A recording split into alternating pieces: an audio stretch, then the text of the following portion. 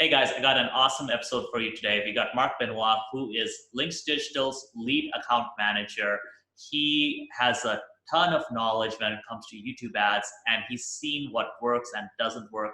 And today we're going to talk about the 3 mistakes that brands make when it comes to YouTube advertising, how to avoid them, and basically how to ensure that you get long-term success with the advertising platform. So Mark, why don't you, before we start, tell us a little bit about what you do at Linx Digital.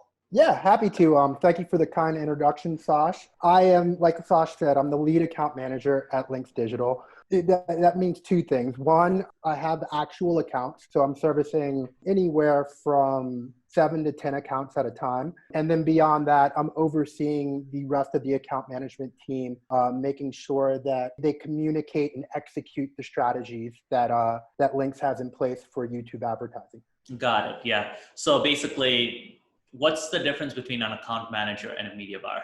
Well, the media buyer, is logging into the Google Ads platform every day or, whatever ad platform we're talking about. And he's going in there, he or she is going in there and pulling levers and really getting into the tactics of optimization. Whereas as an account manager, I'm responsible for the relationship with the client. So I'm the client's principal contact. I'm also a project manager to make sure that everything our client needs gets done in terms of making sure that we're able to meet their ROAS goals or whatever their KPI is. And with respect to project management, that means project managing the media buyer, but then also any analytics professionals who are involved in making sure that tracking is in place. And then the other aspect is creative, making sure that we get our client scripts, making sure that we get creative produce. Sometimes we work with outside agencies and I'll communicate with them and oversee that whole process as well. So there's the relationship, the project management aspect, and then obviously the strategy. Probably going to be talking more about strategy than anything else today. And with respect to strategy, it's just making sure that we're being smart about the tactics and the ideas that we're presenting to our clients, and not only thinking about YouTube, but thinking about their business as a whole and how to make them more profitable. Yeah, that makes a lot of sense. And basically, that's one of the things that we do at Linx is, media buying is important. Like we have our own media buying strategies, our own media buying formulas, but really 70% of an account is project management. The creative is massive, the tracking is massive. So there are all these individual pieces, and you got to have a team to basically work on all of those, because no one person is amazing at everything, right? Like it's really hard to find one person who's very creative, very analytical at media buying, and also understands like tracking at a super high level, and also knows how to kind of edit videos, right? That's pretty much impossible. And if you find that person, then, well, that person's probably, running their own agency, because it's just such a multifaceted skill set. Now, I got a question for you. What do you think is the number one mistake brands make that you've seen? Because, you obviously work day to day with brands. What is the number one mistake you see brands make when it comes to YouTube advertising? I cannot stress this enough. The most important thing to bring to YouTube advertising is a boatload, a ton of creative. It's really important for a multitude of reasons, but I'm going to speak to a couple of them right now. One is that we don't know exactly what's going to work. We definitely have structure and format with respect to how we write the scripts in terms of making sure there's calls to action, social proof, et cetera, et cetera. However, there's so many variables that play in terms of the setting. Is it a male or is it a female? Who's going to be the spokesperson in an ad? Is stock video going to work, or does it need to be live action?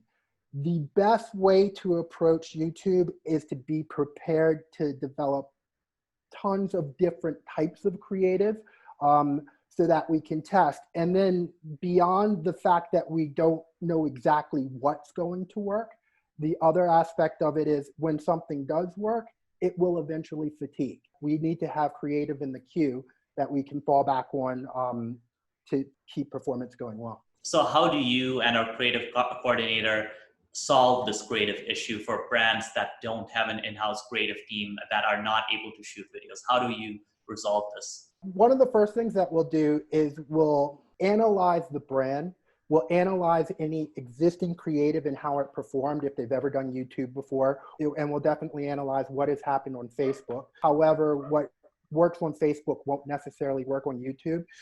But then we're going to develop a list of the different types of creative that will potentially work for the client. Typically with an e-commerce client, that's going to be inclusive of live action video. We're also going to want to do some more kind of generic ads, showcase ads, I'll say, where we're really focusing on the product. We'll try unboxing videos as well. And then we'll also try spokesperson's videos. And so Armin and I will present all those different ideas to the client. Once we get their approval, in the case that they don't have their own agency, one of the great things that the Linx team and Armin specifically brings to the table is the ability to project manage getting everything created. From getting the initial quote to choosing the actors, working with the production agency to choose the actors, and or hiring folks off of Fiverr or whatever other platforms we use. And we just see it through upon the client's approval to make sure that all of the creative gets created. And then we have that arsenal of 3 to 5 different creatives that we can take to the campaigns. Yeah, exactly. And then obviously with those 3 to 5 creatives, the video editing team makes another like 15 variations. So that's one thing we've noticed with YouTube is that you got to just feed the machine a lot of creatives, and the more creatives you feed it, the better it does. And usually what I find an obstacle is that clients are often hesitant to invest into creatives, but we've kind of seen where one creative can generate over 7 figures in sales. So it's worth the effort and the financial resources to experiment and create a variety of creative and have a game plan for it, where the best way to think about it is that, hey, we're going to take 10% of our YouTube ads generated revenue each month and put that back into creative, because then that's going to have an exponential ROI. It's going to help us get to the next level of scale. So that's one of those things where I've found, YouTube ads to be very creative heavy. Facebook ads is as well, but it doesn't require as high level of a production. But I think the big thing to understand is that creative can literally take an account to a huge level, right? When you get to the point where, one creative is generating you 7 figures, it makes sense that, hey, you want to actually put in significant resources into your creative department, right? Like if you, let's say spend $20,000 on a bunch of productions, a bunch of editing, a bunch of things, and let's say you end up with, from that $20,000, maybe like 40 or 50 variations of videos, because you're going to have maybe like 5 to 7 core videos and then a bunch of variations from that. Then from all those videos, if you have a couple of ads that are just home runs, and if you're a serious brand, if you're actually doing over 6 figures a month, those are the creatives that can literally help you double your business. And as we've discussed, I've seen many times over one creative doing 7 figures in revenue, and it just makes so much sense that you invest like 10 or 20 grand to get and find that one creative. And the best part about that is you can use the creative on your Facebook ads, you can use the creative in your basically all kinds of different campaigns, right? So you could definitely use it on Facebook, Instagram, you can use it in your website. So it's not just a one-trick pony where you use it for YouTube ads. You also use it in various different places. So that's definitely one thing where I agree 100% with you. Creative is far more important than just having the perfect media buying strategy, which is why at Linx we got like multiple team members that are dedicated just to creative. I think we got like 4 or 5 people in our creative production team, including multiple video editors, our creative coordinator, and account managers also know creative well. So moving on to the next piece that you feel is kind of a big roadblock for brands that are trying to scale on YouTube. What do you think that next piece is? One issue would be if the brand is rigid with their website or their funnel, they're not willing to adjust it or do conversion rate optimization work on their website or funnel in the event that it's not getting the same type of conversion rates on YouTube as it may have gotten on Facebook. because that is something that does happen. We're dealing with people from different platforms. We're interrupting them in a different way. So for example, on Facebook, somebody's just going on to look at pictures of their friends and what have you, whatever they kind of stumble across.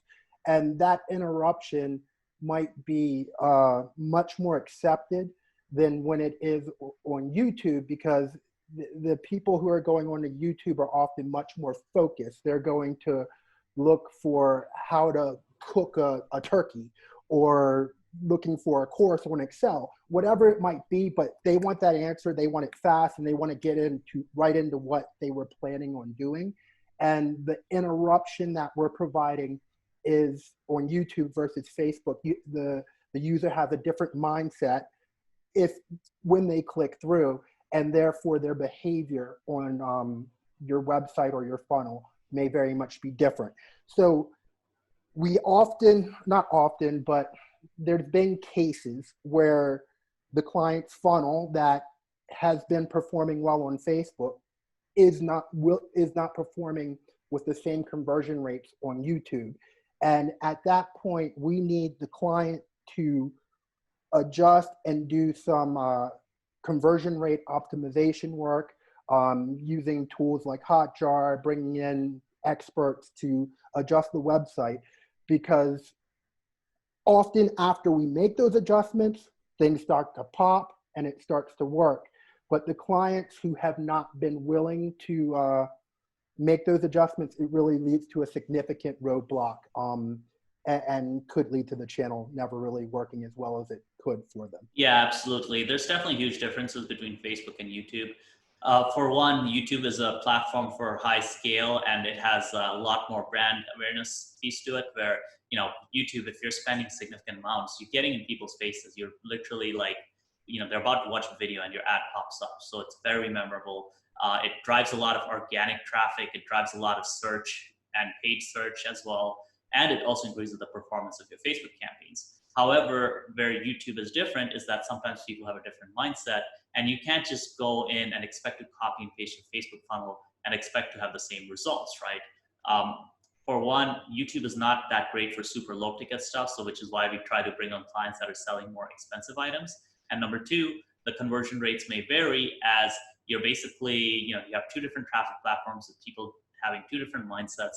So you kind of have to play around with it at a certain point, right? Like initially, if the conversion rates are weak or weaker on YouTube than Facebook, then you have to kind of dig into it and figure out what goes on and what doesn't, what's not happening, right? And then if you're able to be persistent at it, right? Because essentially there are a few roadblocks, right? As you said, creative, right? And then it could also be the funnel. There could be also, perhaps issues with how the upsells are structured, etc. But if you're willing to figure out these roadblocks, and at our agency, we try to do that by, we have CRO experts. We often have to do audits for clients. We even are able to do implementation work. But one issue we find is clients are very stuck to the idea that, hey, if this is performing on Facebook, it should on YouTube. And if it's not, then, I'm just going to ignore the problem.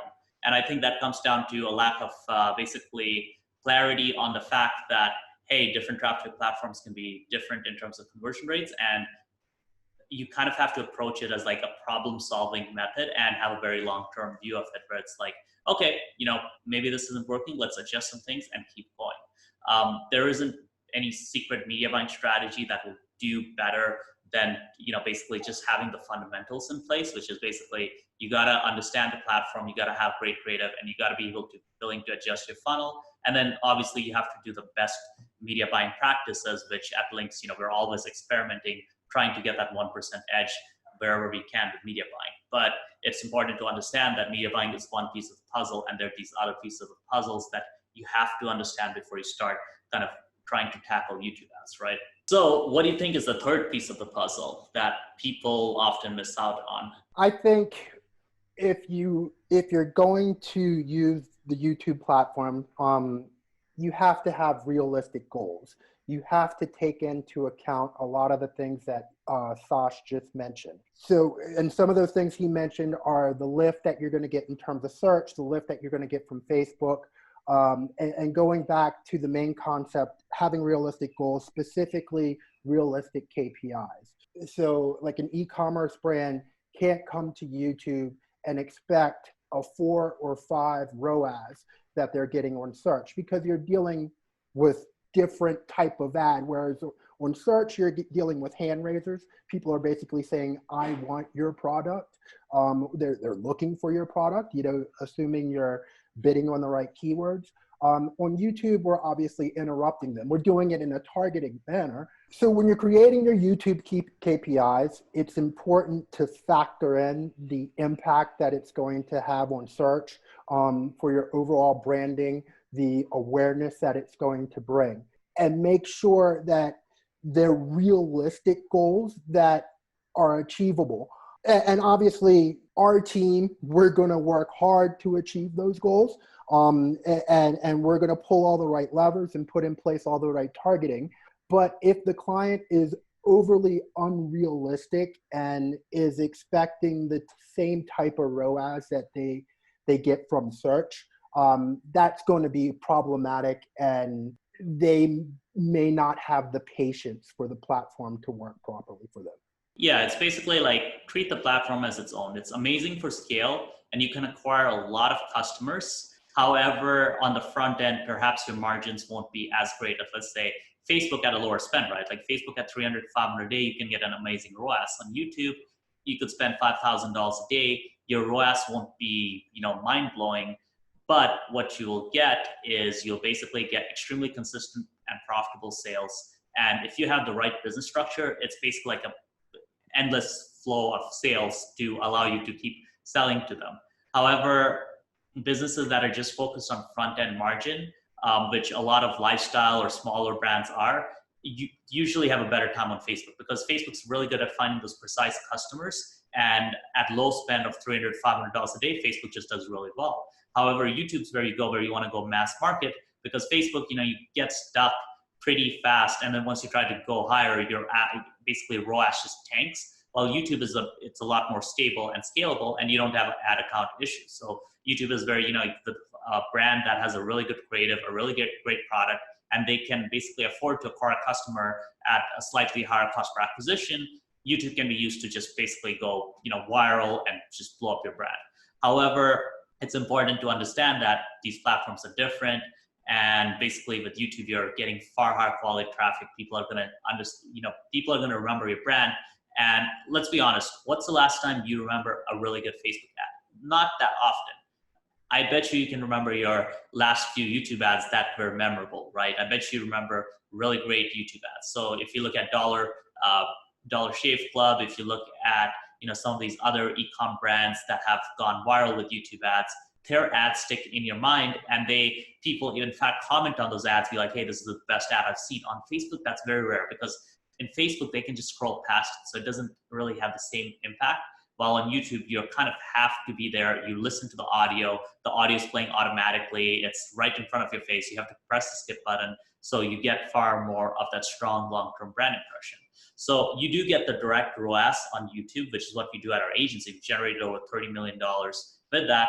However, you have to understand that you also get this branding effect. So if you're just comparing apples to oranges, and perhaps your Facebook ROAS is 2.6, and maybe your YouTube ROAS is 2.4, it's a very unfair comparison in that sense, right? So that's something that we've kind of also noticed. The other things is you got to also have the right way to track it. So what we found is Facebook's ad platform often overreports, but when we've used tools like Hyros to actually compare Facebook versus YouTube ROI, in terms of click ROI, in terms of somebody clicking and buying, YouTube has often outperformed Facebook. So for one of our clients right now that runs a call funnel, we often get like a 2x higher ROAS on YouTube.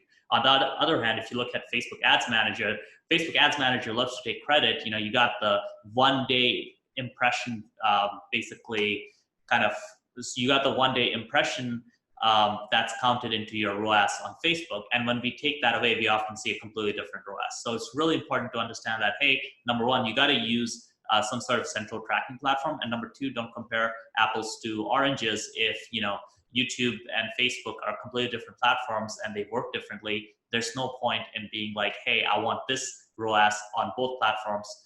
Realistically, you want to kind of basically adjust that expectation based on the unique strengths of each platform. So that's definitely something that makes sense. And the second part about unrealistic goals is the time frame, right? So people are used to Facebook ads, which is a very newbie friendly platform, which has so much data on you, which unfortunately will likely change after iOS 14.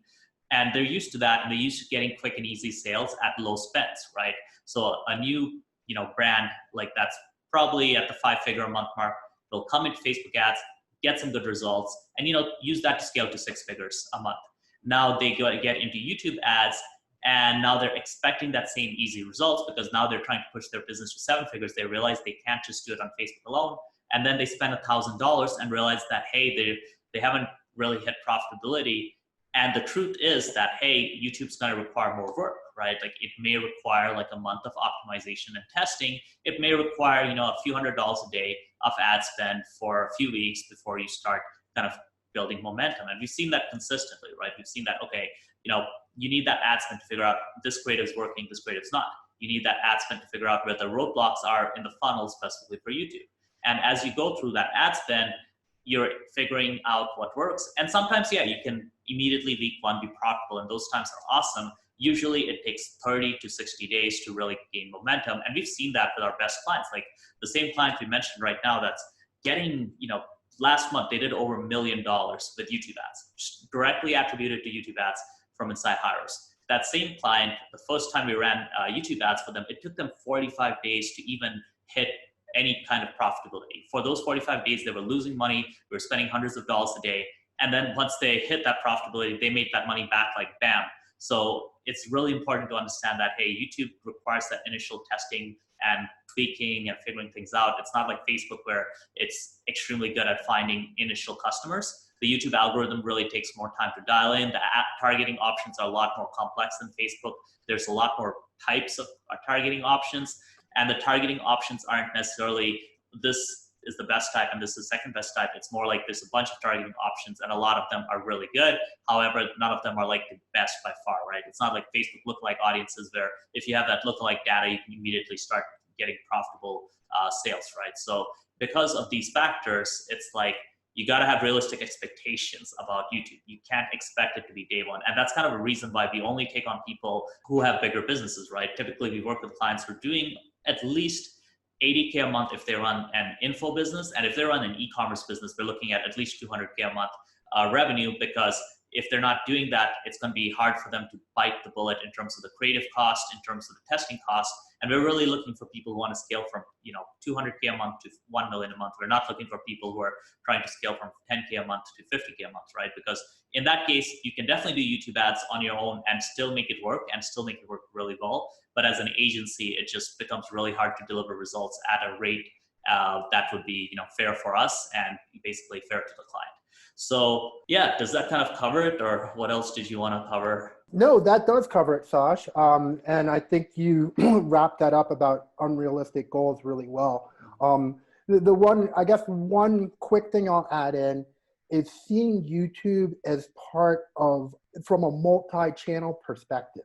Mm-hmm. That's an important way for the clients to look at it. Okay, it has to get X ROI or X ROAS, and if it doesn't work, because the platforms, they work together, and we need to take that strategic approach to it. So for example, I'll tell you about a struggle that we were having just recently. A client who has a warm campaign.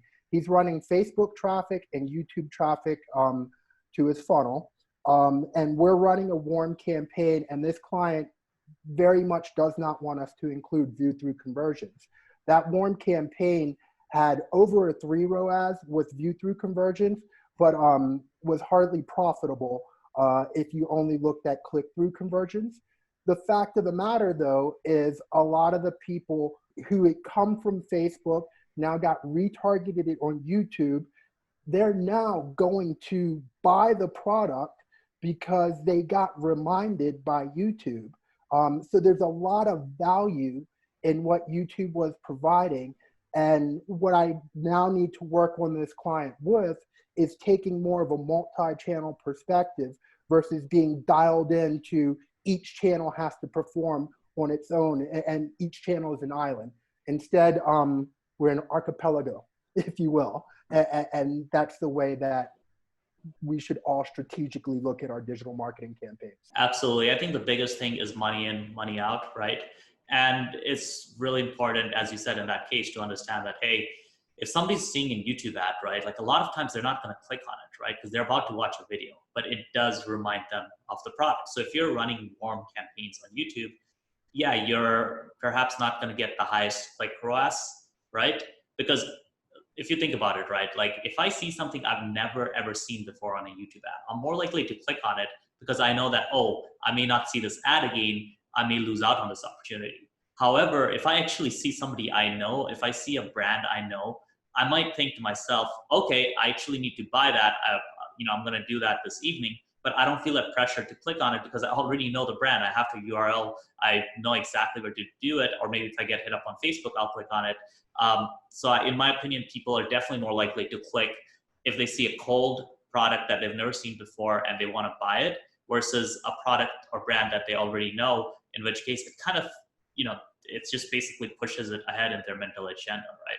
So that's definitely an interesting observation. Excellent. Yeah, we're on the same page. This has been a great conversation. Is there anything else that you'd like to discuss? Yeah, I think that's pretty much it, guys. Thanks, Mark, for being on the channel. If you guys want to work with us, if you guys want to work with Mark, hit me up on, through the link below. There's going to be a link. And yeah, guys, hit the subscribe button. I want to do more of these interviews with my teams. Let me know what kind of questions you guys have for my team and we'll keep making these videos for you. Cheers. Cheers. Thanks, Josh.